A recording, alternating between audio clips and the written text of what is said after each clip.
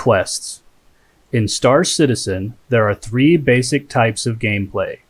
These could be categorized as guided gameplay, semi-guided gameplay, and unguided gameplay. This video will show you the Contract Manager, which is guided gameplay, or Star Citizen's version of quests.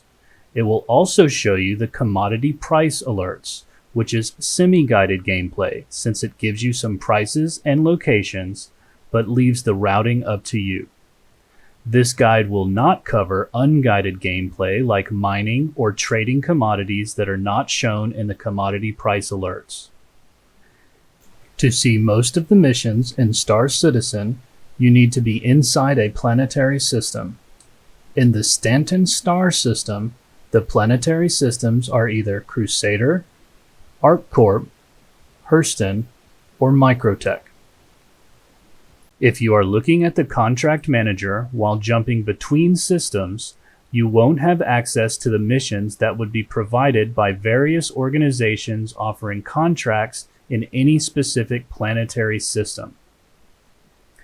Star Citizen's quests are found in the Contract Manager, which can be accessed by pressing F1, then selecting the 4th application at the bottom from the right.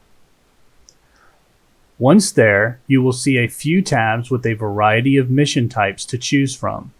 The 2 tabs with missions are labeled General and Personal. When picking a mission, there are a few things you need to consider.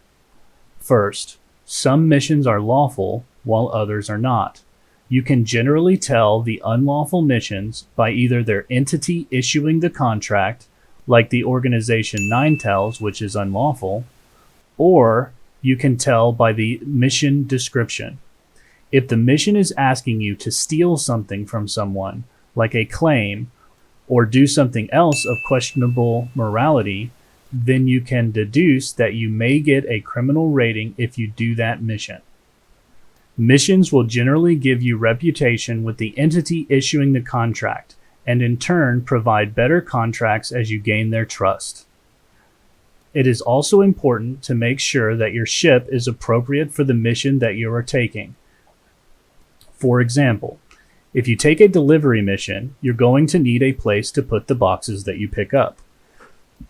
While drop-down cargo lifts on some of the smaller ships can be a bit buggy, such that they don't always retain a box placed on them, you can sometimes take the box with you if the ship has an interior, like in the 300 series, for example.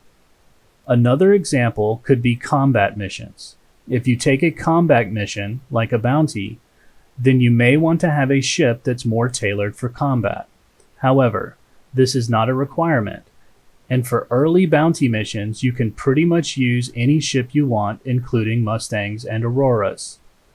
Also, if you have friends and turrets, then you can increase the effectiveness of a ship that might not otherwise be a good pick for a combat mission, like a Mercury Star Runner. Some missions will actually require you to pay a fee, like missions that give you a license to bounty hunt the various threat levels of bounties. Other missions are continuous and pay out every time you do a specific task while you have that mission. If you take the Call to Arms mission, you will get a payout every time you take out a criminal based on the target that you kill.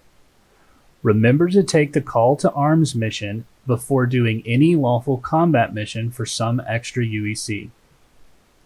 For PvE or PvP focused players, you can tell if the mission's target is a player if they don't have a space in their name, allowing you to more specifically choose what kind of game experience you are interested in. Some missions have a chance for a combat encounter. It doesn't always happen, but make sure to skim the mission for warnings of hostility if you aren't interested in combat or are not armed with a personal weapon or combat-capable ship.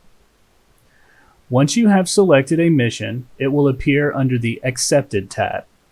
If you take multiple missions, you can track or untrack your missions based on what you want to do first.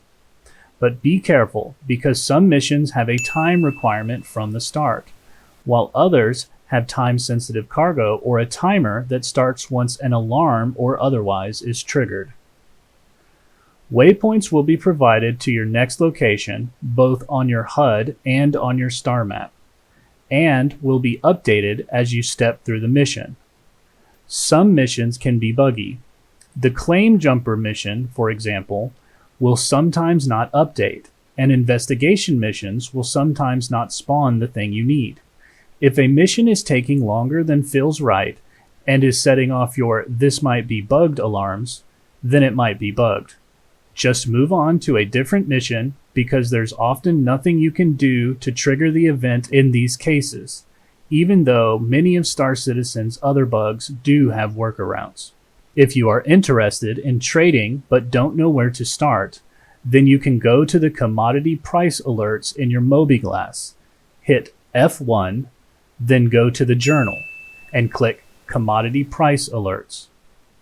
This will give you a list of the commodities that can be traded and the locations that have an overstock or understock. Overstock generally means the location is a good place to buy that commodity. Understock generally means that location is a good place to sell that commodity.